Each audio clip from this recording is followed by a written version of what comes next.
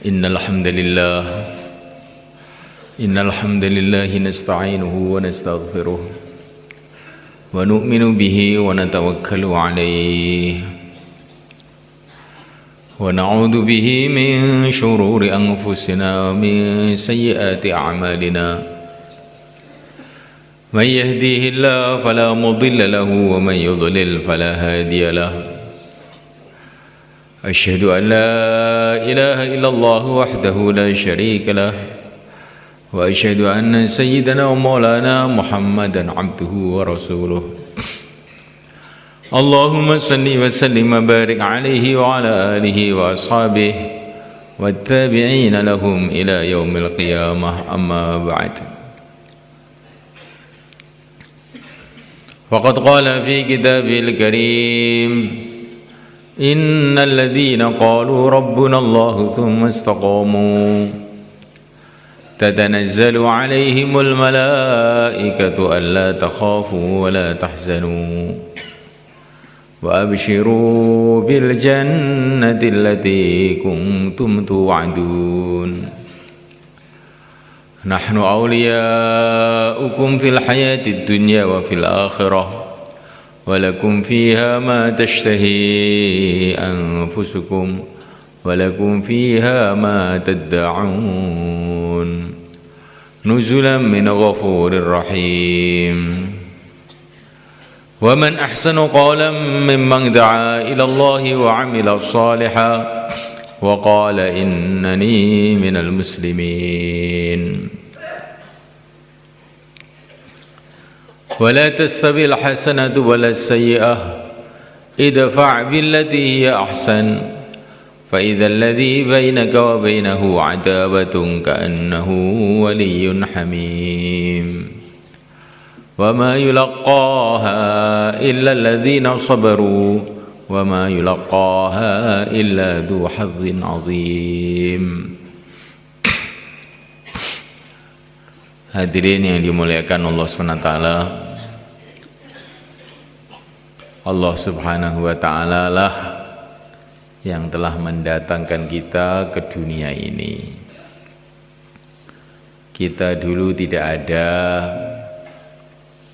kemudian Allah datangkan kita ke dunia ini.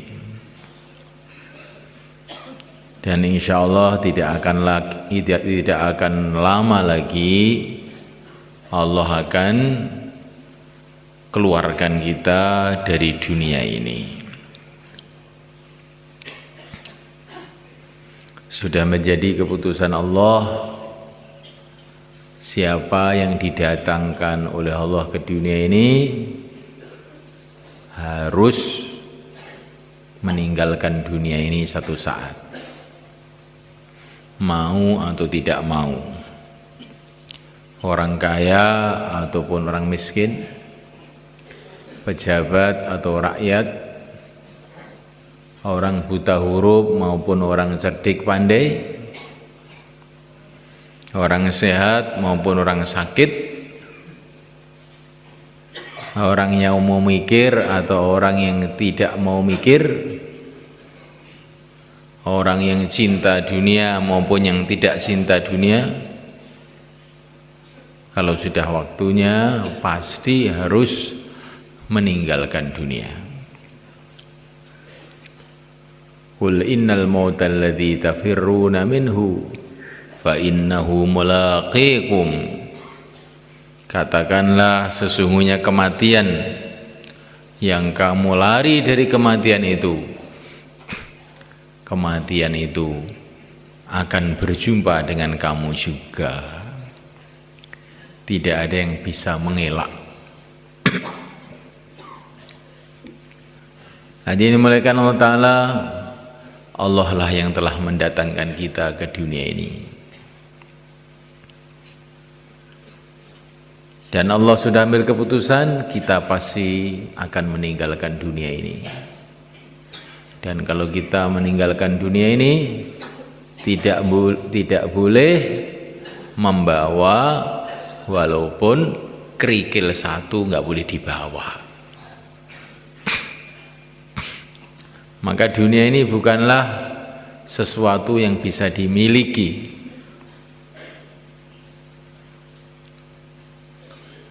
Manusia itu di dunia ini cuma giliran-giliran saja. Giliran-giliran di dunia ini. Nggak ada manusia yang bisa memiliki dunia ini. Ini tanah hak milik saya.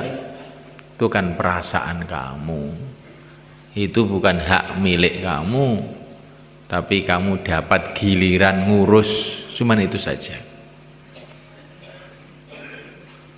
Dapat giliran ngurus. Nanti kalau gilirannya sudah habis, kamu akan meninggalkan semuanya. Maka orang yang merasa bisa memiliki dunia ini adalah orang yang bodoh. Dunia ini nggak bisa dimiliki siapa saja selain penciptanya sendiri.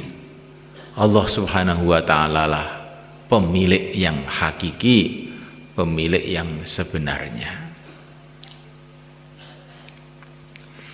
Kita dapat giliran beberapa saat di dunia ini karena Allah hendak menguji kita. Kalau kita dalam giliran di dunia ini menggunakan dunia ini sesuai dengan agama Allah, maka kita dapat ridha Allah, kemudian kita akan masuk dalam surga Allah.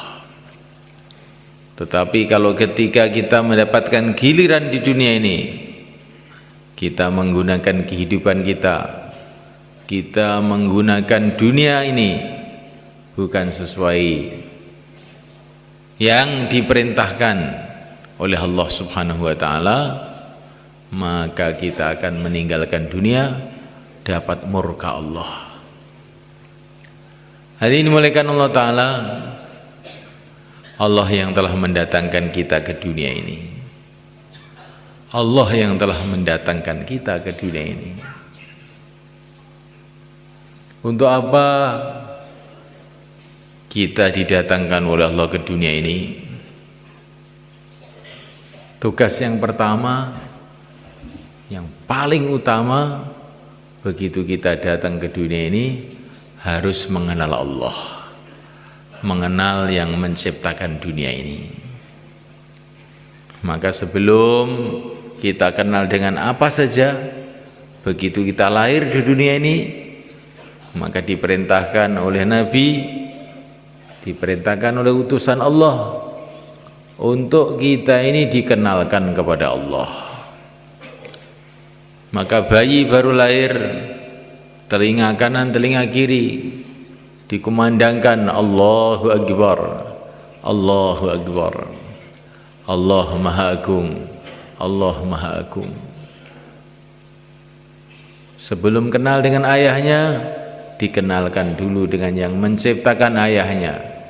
Sebelum kenal dengan ibunya, dikenalkan dulu dengan yang menciptakan ibunya. Sebelum kenal dengan dunia, dikenalkan dulu dengan yang menciptakan dunia. Inilah kewajiban kita pertama. Ini kewajiban pertama yang terpenting. Mengenal Allah. Sehingga kita ini merasa hamba Allah, merasa tinggal di bumi Allah, di bawah kolong langit Allah, makan rizki dari Allah, minum minuman dari Allah, menghirup udara dari Allah. Sehingga kita punya sikap hidup menghambakan diri kepada Allah. Itulah makna la ilaha illallah. Kita ini miliknya Allah. Kita sudah biasa mengatakan ini rumah saya, ini sawah saya, ini ladang saya, sampai kita lupa kamu ini milik siapa. Kamu ini milik siapa? Lupa kita ini, jarang bertanya itu. Yang kita pikirkan rumah saya, sawah saya, harta saya, dunia saya, Kamu itu loh milik siapa? Kamu ini miliknya Allah. Mulai pucuk kuku kamu sampai pucuk rambut kamu, semua milik Allah. Kamu tidak punya apa-apa.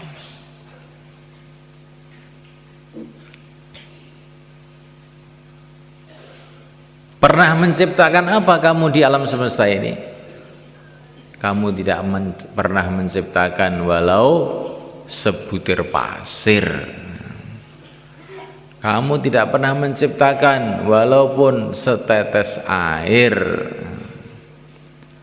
Kamu tidak pernah menciptakan walaupun selembar rambut, sepotong kuku. Kok sekarang kamu itu merasa ini punya saya, ini punya saya. Ini adalah satu kelalaian yang besar. Kita ini miliknya Allah. Kita ini hambanya Allah. Kalau kita di masjid, kita ini hambanya Allah. Kalau kita di pasar, kita ini juga hambanya Allah. Kalaupun kita ini jadi raja yang paling kaya pun juga tetap hamba Allah. Kalau kita ini di bumi juga hanya hamba Allah. Kalau kita umpamanya bisa naik ke langit pun juga hanya hamba Allah. Kalau kita ini buta huruf, bodoh, juga hamba Allah. Kalau kita ini orang pandai, paling pandai seluruh dunia pun juga tetap hanya hamba Allah. Kamu itu nggak punya apa-apa.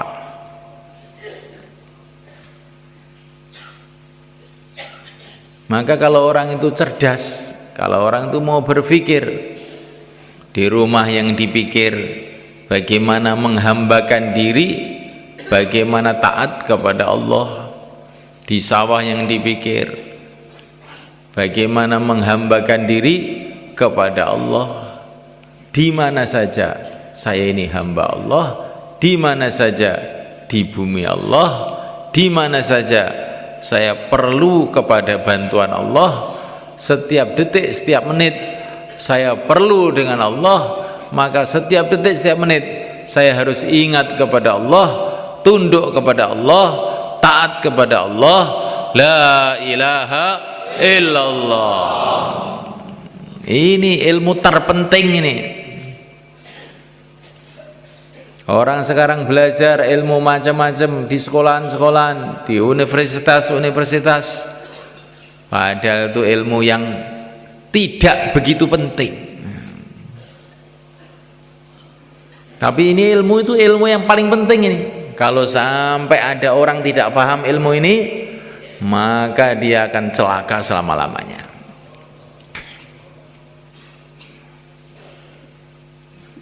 Ilmu mengenai keagungan Allah, ilmu yang membuat dia merasa dia ini hamba Allah, ilmu yang membuat dia ini merasa sebagai miliknya Allah, tidak bisa apa-apa tanpa Allah, sehingga siang malam taat kepada Allah. Ini ilmu yang terpenting.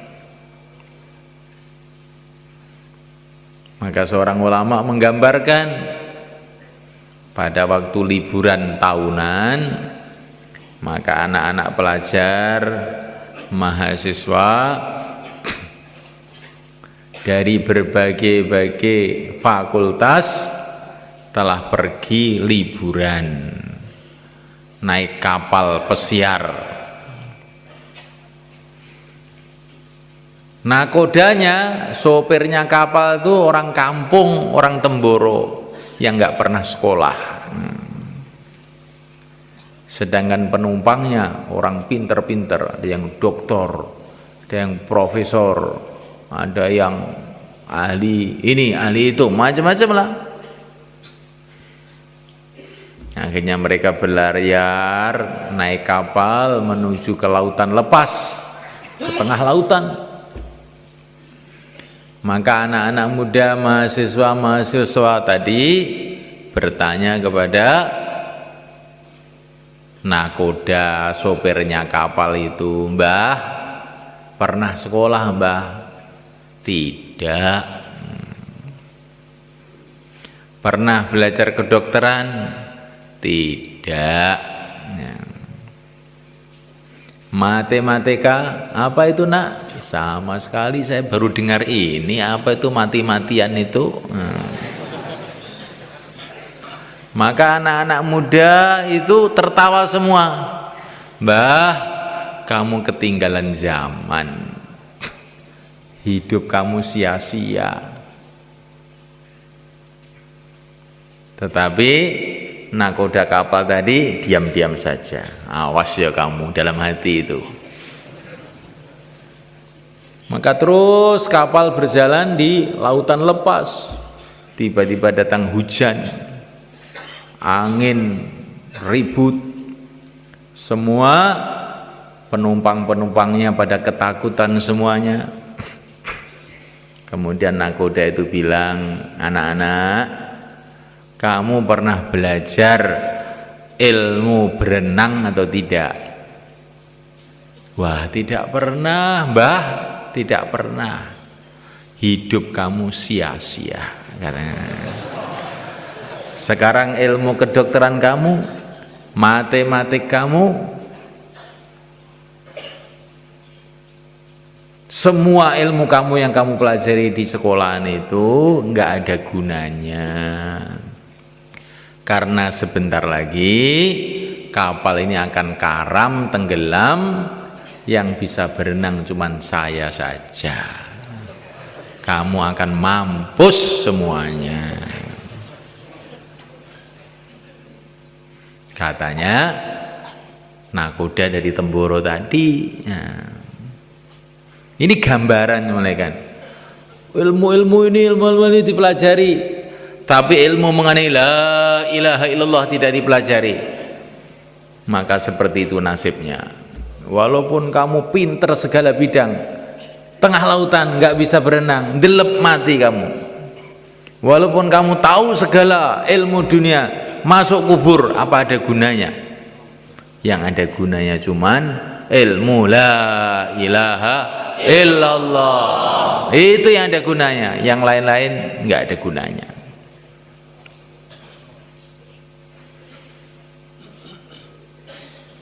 Saya punya ijazah S3, S4. Iya, bagus. Tapi kamu la ilaha illallah paham apa enggak? Kalau ini enggak paham betul, enggak mantep betul, semua ilmu kamu tidak ada gunanya. Kalaupun ada gunanya, cuman beberapa saat di dunia saja. Hadirin mulaikan Allah Ta'ala, inilah yang harus dipahami oleh seluruh manusia. Kewajiban yang harus diusahakan oleh seluruh manusia mengenal Allah. Ini tidak cukup diucapkan, tidak cukup didengarkan, tapi bagaimana ini menjadi sikap hidup kita. Kita duduk sebagai hamba, berjalan sebagai hamba. Maka satu hari yang mulia Nabi Agung Muhammad SAW itu makan duduk di bawah. Maka ada seorang wanita. Wanita ini belum kenal agama. Makan kok di bawah, katanya wanita tadi. Maka wanita tadi mengatakan, makan kok di bawah, kayak hamba saja, katanya wanita itu tadi. Maka Nabi mengatakan kurang lebihnya, memang saya hamba, saya duduk seperti duduknya hamba, makan seperti makannya hamba. Jadi gayanya hamba itu lain. Wa ibadur rahmanil ladzina yamshuna 'alal ardi hauna. Kalau berjalan dengan penuh tawadhu, penuh andap asor, penuh rendah hati, ana hamba. Saya ini hamba Allah, berjalan di bumi Allah, senantiasa dipandang oleh Allah, didengar oleh Allah, bagaimana saya bersikap yang tidak baik? Wa idza khatabahumul jahiluna qalu salama. Ini sifatnya hamba Allah. Kalau diajak bertengkar oleh orang-orang jahil, assalamualaikum, sudah. Tidak melayani kejahilan orang-orang jahil itu. Di depan Allah kok bertengkar. Di depan Allah kok bertengkar. Wa idza khatabahumul jahiluna qalu salama.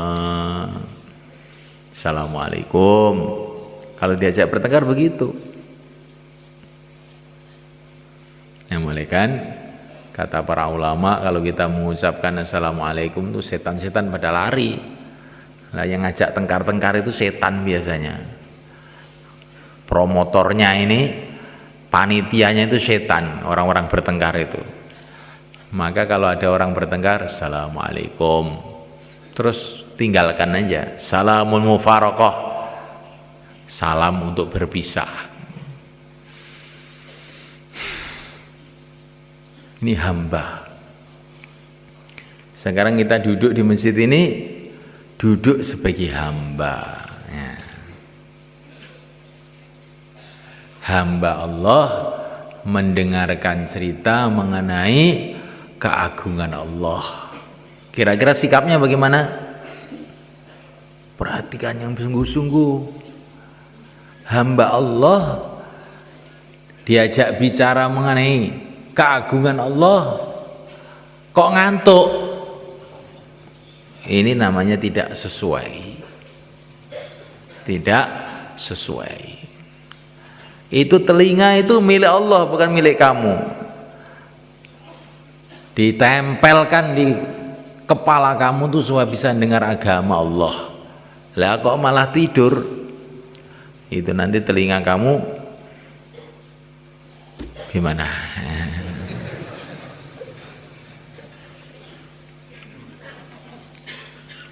Jadi semulaikan Allah SWT duduk sebagai hamba, kayak sholat, berdiri menundukkan kepala, ruku, sujud. Sholat itu melupakan pengejawantahan. Nah, realisasi, menampakkan bahwa kita ini betul-betul hamba. Berdiri, menunduk, ruku, sujud, merengek-rengek, berdoa. Lah yang dikehendaki bukan hanya waktu sholat saja, kita ini merasa sebagai hamba. Di luar sholat pun kita hamba Allah. Dimanapun kita adalah hamba Allah. Maka dimanapun kita pakai adab yang telah diajarkan oleh Allah melalui utusan Allah, Nabi Agung Muhammad SAW. Nah, mulai karena Allah, kemudian kewajiban kita yang kedua adalah mengenal pimpinan kita. Allah telah memberikan kepada kita ini pimpinan yang sebaik-baiknya pimpinan.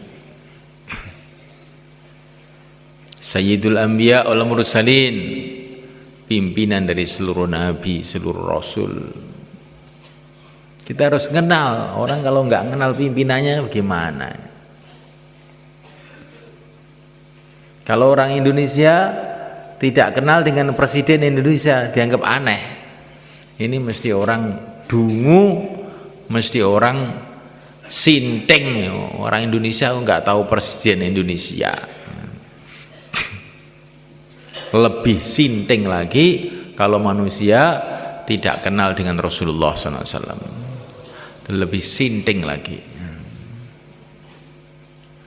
Kalau tidak kenal dengan pimpinan Indonesia, itu ya risikonya itu cuman kecil di dunia ini saja. Tapi kalau tidak kenal dengan Rasulullah sallallahu alaihi wasallam, resikonya celaka selama-lamanya. Ya harus ini.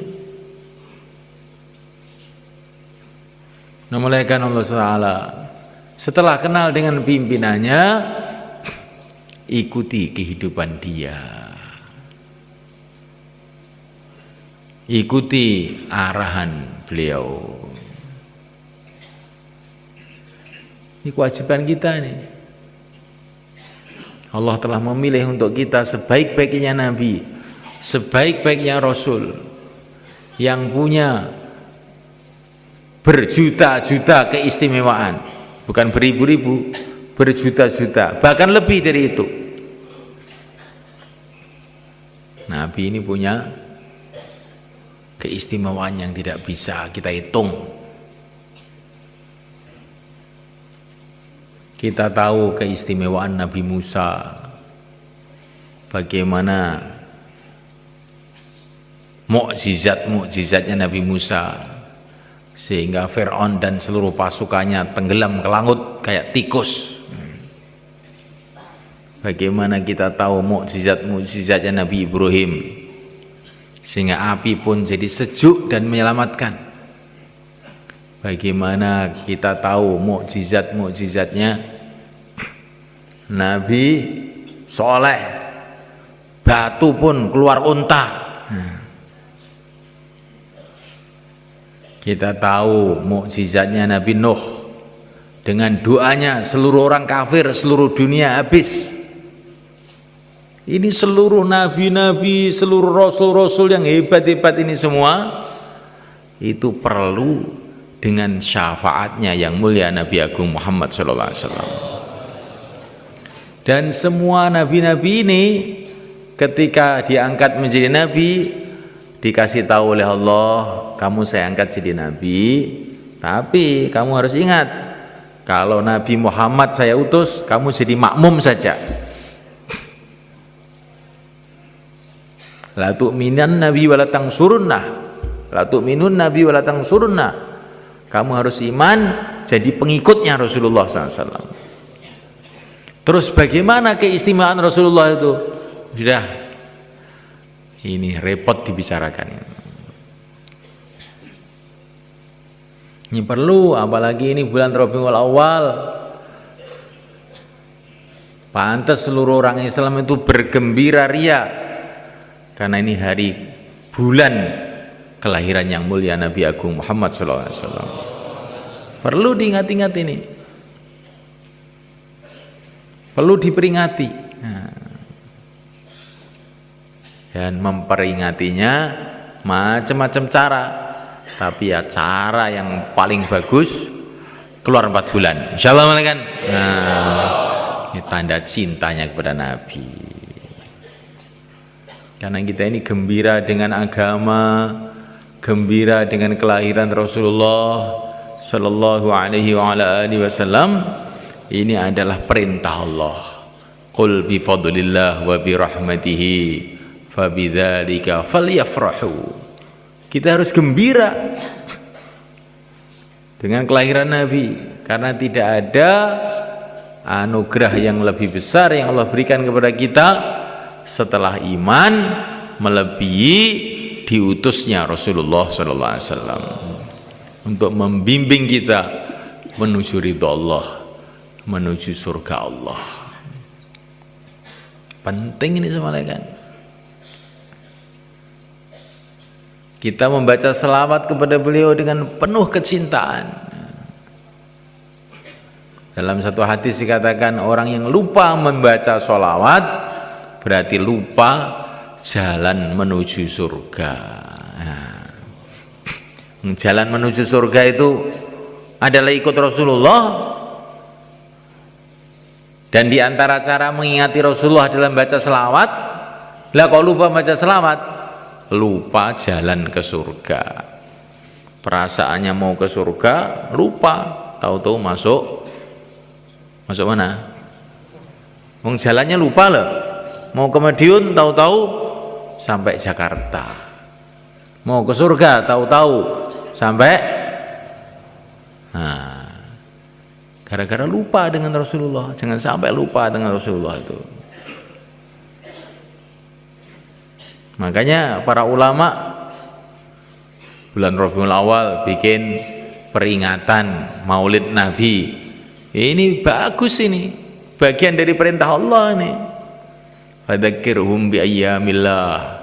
Ingatkan mereka dengan sejarah pertolongan-pertolongan Allah. Tidak ada pertolongan Allah yang lebih besar melebihi datangnya Rasulullah sallallahu alaihi wasallam.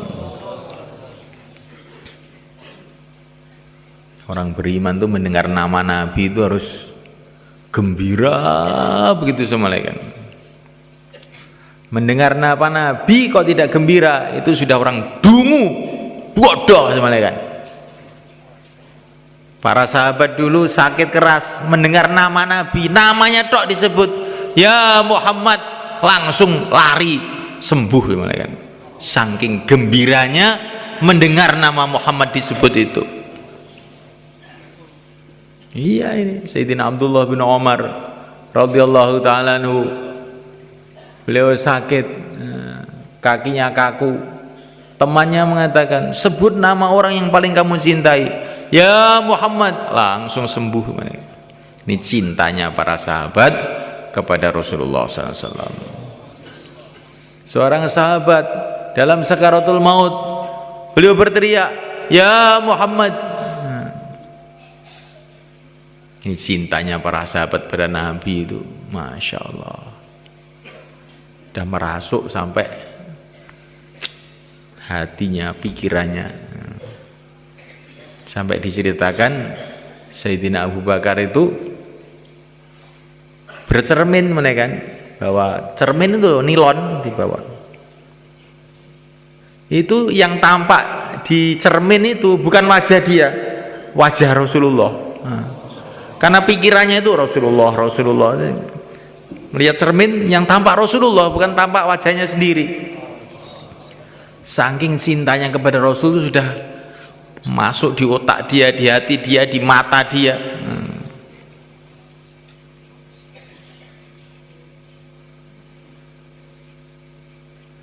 Nah ini semula kan kita renungi. Karena orang itu derajatnya naik di sisi Allah, pertama karena imannya, kedua karena amalnya, tapi ada lagi yang ketiga ini, karena kecintaannya kepada Rasulullah. Walaupun amalannya lemah, tapi kalau cintanya kepada Rasul itu kuat, nanti derajatnya bisa melejit naik ke atas.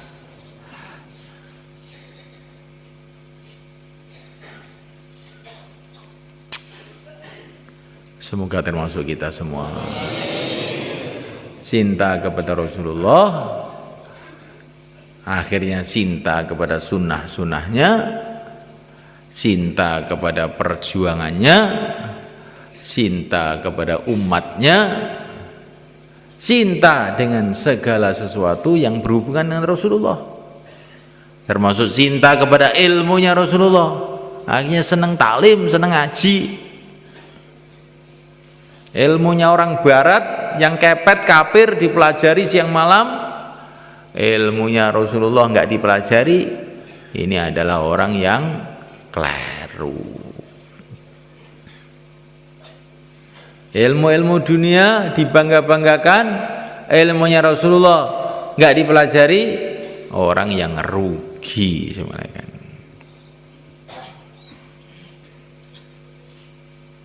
Ilmu dari sekolahan dipelajari, ilmu dari Sidratul Muntaha di atas langit ketujuh tidak dipelajari, betul-betul rugi.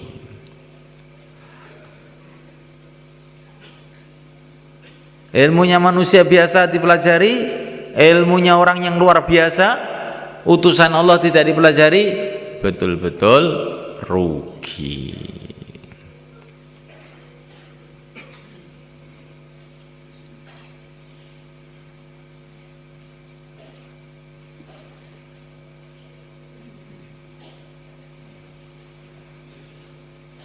Assalamualaikum.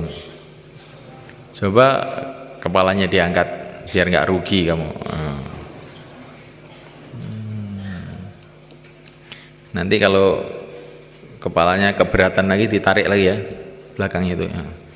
Tuh, depan kamu saya lihat tadi kok kepalanya kelihatannya keberatan, diganti kacang hijau aja. Diganti kacang hijau biar ringan.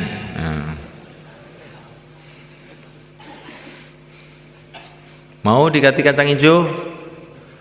Tidak mau. Diangkat. Saya ini kalau bayan ada orang ngantuk itu langsung hilang konsentrasinya. Karena kata para ulama itu, kalau orang itu berbicara dengan orang yang tidur, itu sebetulnya dia ini gimana? Orang tidur kok diajak bicara itu, supaya yang salah itu yang bicara apa yang tidur? Yang salah itu yang bicara apa yang tidur? Coba, ada orang tidur kamu ajak bicara, mana yang salah?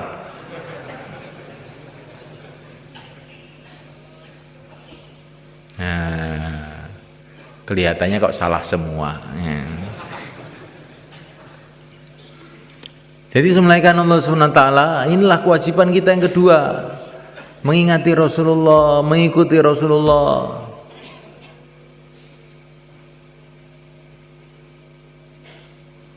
Siapa yang mau dipimpin oleh Rasulullah, beruntunglah dia dunia akhirat. Kalau tidak mau dipimpin Rasulullah, oleh Allah akan diserahkan, ini sudah saya kasih pimpinan, sebaik-baiknya pimpinan, kok nggak mau dipimpin, maka oleh Allah akan diserahkan kepada pimpinan yang buruk, yang kejam, yang jahat, yaitu iblis laknatullah alaih. Jadi orang itu kalau nggak mau dipimpin Rasulullah, akhirnya dipimpin iblis.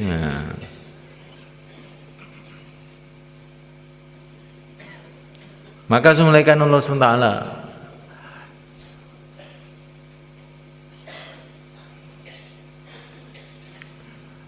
tidak ada jalan menuju ridha Allah SWT selain jalan yang ditunjukkan oleh Allah sendiri, yaitu jalan yang dibawa Rasulullah SAW.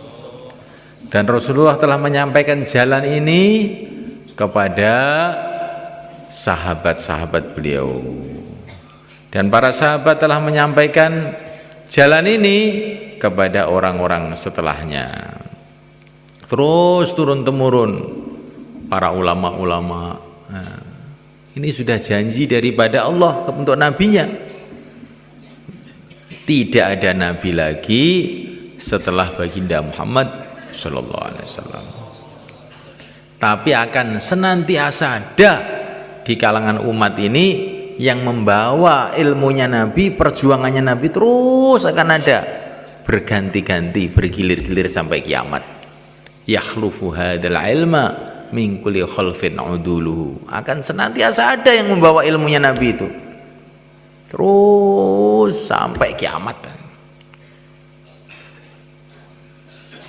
Jadi umat ini beda dengan umat-umat dulu. Umatnya Nabi Musa, ditinggal Nabi Musa, terus pada rusak semua. Sampai datang Nabi Isa, sampai datang Nabi-Nabi setelah itu baru diluruskan. Kalau umat ini nggak ada Nabi lagi, nggak ada Rasul lagi, tapi Allah senantiasa membangkitkan orang-orang untuk meluruskan umat ini. Maka dalam hadis-hadis itu sudah dijelaskan mulai kan,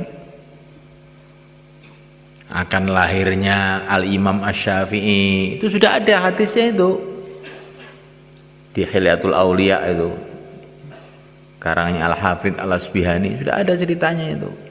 Akan lahirnya Al-Imam Malik sudah ada ceritanya itu. Maksudnya supaya umat ini tidak kecewa, wah sudah nggak ada Nabi lagi, nggak ada Rasul lagi. Terus bagaimana? Oh, walaupun nggak ada Nabi lagi, nggak ada Rasul lagi, akan ada terus orang-orang yang menegakkan agama dan membawa ilmu agama ini turun temurun sampai kiamat. Semoga kita, anak cucu kita dipilih oleh Allah. Jadi ada terus itu. Kalau zaman dulu Nabi wafat, ganti Nabi lagi, Nabi wafat, ganti Nabi lagi. Kalau ini umat ini enggak, umat yang dia selalu bangkit. Jadi kalau kita nggak mau bangkit, bukan terus perjuangan umat ini mandek, enggak. Allah akan membangkitkan orang lain. Wa in tatawallau yastabdil qauman ghairakum tsumma la yakunu amsalakum. Kamu enggak mau, Allah akan gerakkan orang lain. Allah punya makhluk banyak. Maka kita ini mengamalkan agama, memperjuangkan agama itu dengan syukur. Allah pilih saya untuk mengamalkan agama. Jangan merasa berjasa, saya sudah berjasa mengamalkan agama. Jangan bilang begitu. Allah tidak perlu jasa siapa saja. Allah tidak perlu siapa saja. Kita ini dapat jasanya Allah, bukan kita berjasa kepada Allah. Yamunnuna 'alaika an aslamu qul la tamunnu 'alayya islamakum balillahu yamunnu 'alaikum. Nah, ada orang-orang yang merasa berjasa kepada Nabi karena mereka masuk Islam. Kamu jangan merasa berjasa, Allah lah yang telah berjasa kepada kamu. Kamu dikasih hidayah masuk Islam. Alhamdulillah gitu. Jadi amal itu dengan syukur gitu semuanya kan. Jangan amal dengan melerut, cemberut, males. Nah, itu namanya itu tidak syukur. Nanti kalau kita ini amal dengan tidak syukur, bisa-bisa amalan kita ditolak. Tapi amal itu dengan syukur, dengan gembira, maka oleh Allah akan ditambah lagi, tambah lagi, tambah lagi. Insyaallah malaikat. Dakwah dengan syukur, gembira, nanti Allah akan tambah. Allah akan tambah barokahnya, Allah akan tambah temannya. Kalau syukur, dapat satu teman disyukuri, Masya Allah. Dulu Nabi Nuh usaha dakwah 12 tahun kurang lebih baru dapat satu orang. Saya 2,5 jam sudah dapat banyak orang, maka disyukuri. Insyaallah malaikat. Oleh Allah akan tambah-tambah. Ibadah disyukuri. Sholat itu dengan syukur, dengan gembira. Masya Allah. Saya diizinkan oleh Allah untuk menghadap kepada Allah, gembira betul. Maka insya Allah sholat kita ini nilainya akan ditambah-tambah oleh Allah.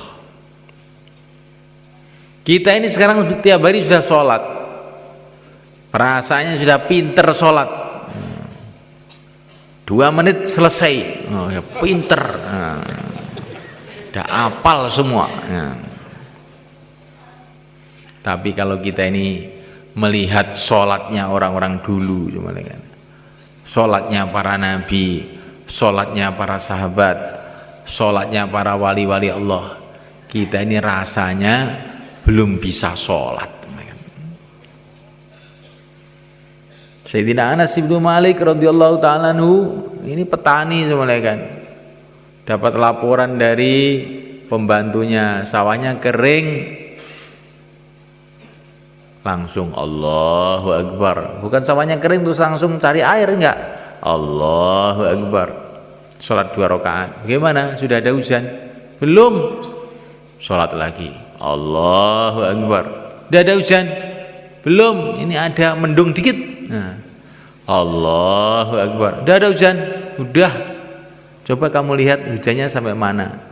Oh ternyata yang hujan sawah kita tok, yang lain-lain nggak ada hujan. Nah, itu sholatnya Sayyidina Anas. Sayyidina Anas ini termasuk pemudanya para sahabat. Ini beliau ini 10 tahun baru masuk Islam, umur 10 tahun masuk Islam, kemudian khidmat di rumah Rasulullah SAW, khidmatnya selama 10 tahun juga. Jadi zaman Rasulullah masih hidup, Sayyidina Anas ini dianggap masih anak kecil. Tapi salatnya kayak begitu itu. Bagaimana salatnya Sayyidina Abu Bakar, salatnya Sayyidina Umar, salatnya Sayyidina Utsman? Nggak bisa di. Pokoknya kesimpulannya kita ini belum bisa sholat, ngerti gitu.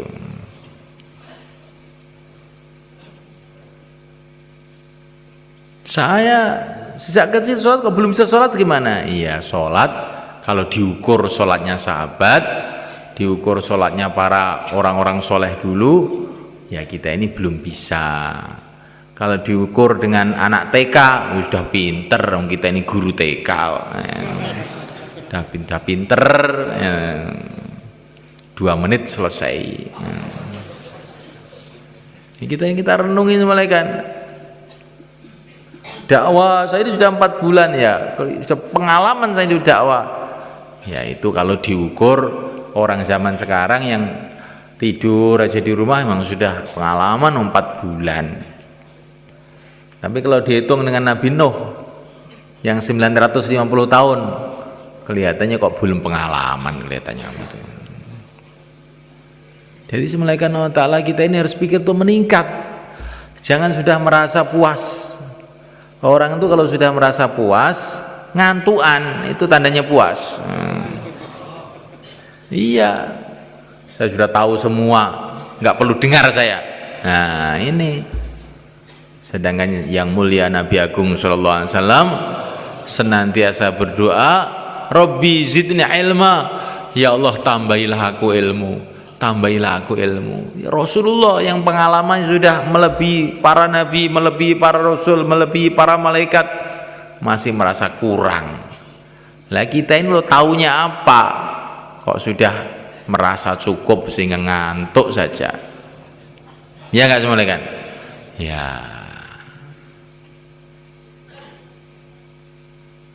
Nah malaikat Allah Ta'ala, para nabi, para rasul, orang-orang yang mulia, para sahabat, pengikut mereka, orang-orang yang mulia, itu merasa amalannya itu masih kurang. Tapi kita perasaannya sudah cukup. Saya ini sudah banyak, pahala saya sudah banyak, saya sudah sholat saya sudah berapa tahun, puasa saya sudah berapa kali Ramadan, zakat saya sudah berapa ton itu ya. Nah. Akhirat itu loh semalekan selama-lamanya.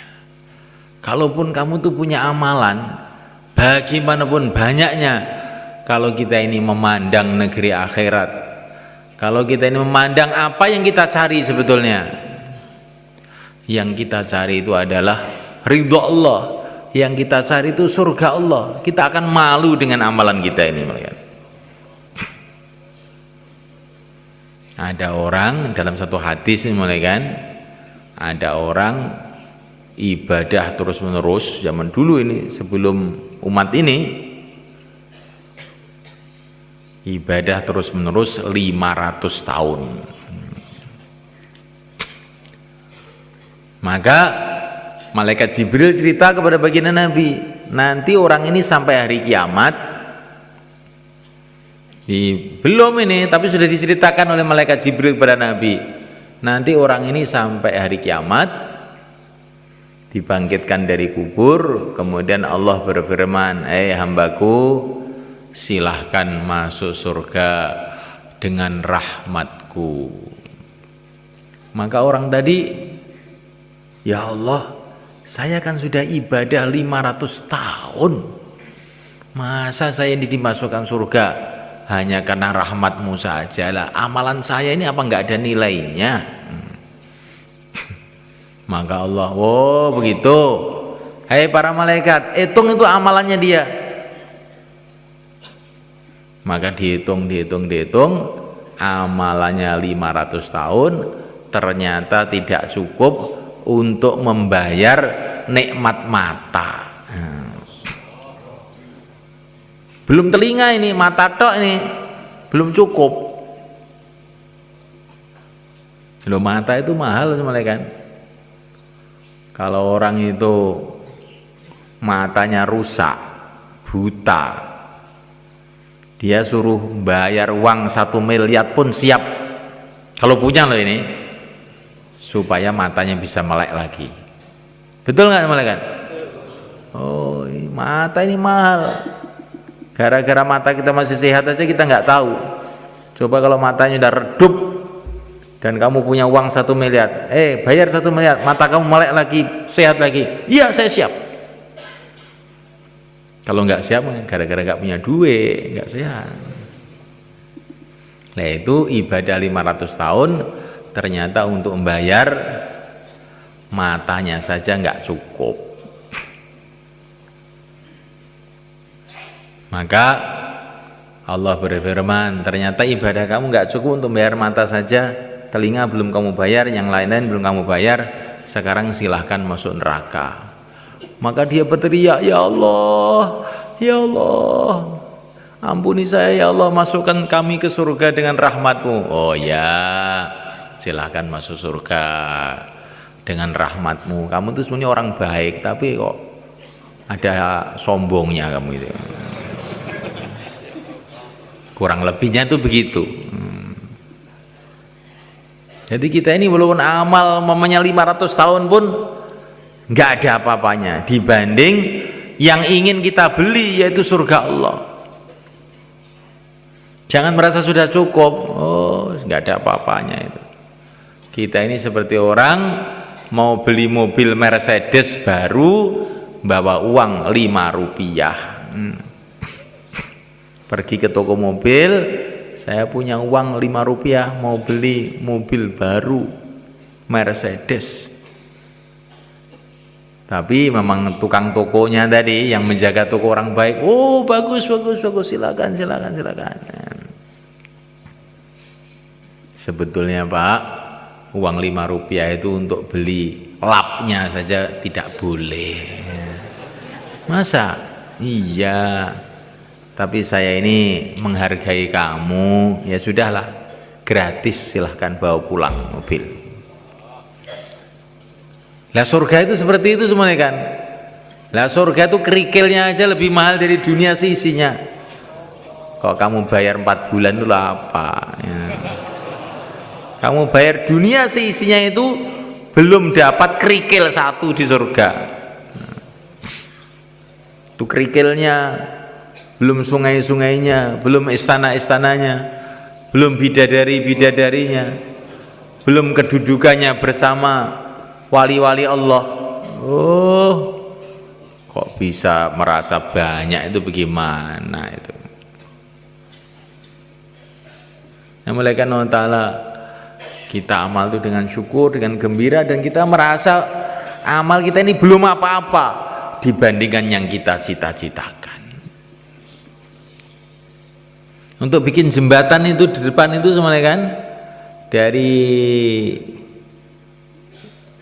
sebelah timur ke sebelah barat ada jembatan itu beberapa ratus juta itu. Lah untuk bikin jembatan dari padang mahsyar menuju surga, siap berapa bayar? Untuk bikin jembatan dari padang mahsyar menuju surga, mau bayar berapa kamu? Jembatan terangkil saja ratusan juta. Jembatan menuju surga kok nggak mau bayar, itu bagaimana? Jadi semulaikan Allah SWT, ini perbandingan ini maksudnya bukan mau membanding-bandingkan, tapi supaya kita ini ada semangat untuk meningkatkan usaha akhirat kita ini. Insyaallah malaikat. Hari berganti hari, bulan berganti bulan, tambah dekat kita kepada akhirat. Rasulullah sudah menunggu kita di sana. Ana faratukum alal haud, kata Nabi, saya tunggu kamu di telaga Kautsar. Nabi sudah menunggu kita, para sahabat menunggu kita, mbah-mbah kita menunggu kita. Orang itu kalau sudah ditunggu, bagaimana? Tidak merasa tenang, duduk tidak tenang, makan tidak tenang, tidur tidak tenang, karena merasa sudah ditunggu. Dan yang nunggu bukan biasa, yang nunggu Rasulullah Sallallahu Alaihi Wasallam. Lah supaya kita ini bisa Jumpa di sana bagaimana? Ikuti jalannya Rasulullah. Jalannya Rasulullah itu apa? Qul hadhihi sabili ad'u ila Allah. Jalannya Rasulullah adalah kita ceburkan diri kita ini dalam perjuangan dakwah. Insyaallah malaikat.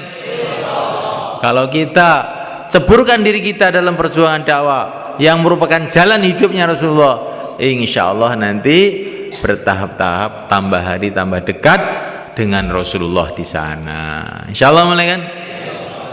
Tapi kalau kita ini tidak mengambil jalannya Rasulullah, bagaimana kita akan bisa berjumpa sama Rasulullah malaikat? Wong jalannya lain-lain. Kita bisa jumpa Rasulullah, syarat utama jalannya harus sama. Jalannya apa? Qul hadhihi sabili ad'u ila Allah. Jalan hidupku adalah mendakwahkan agama Allah. Insyaallah malaikat.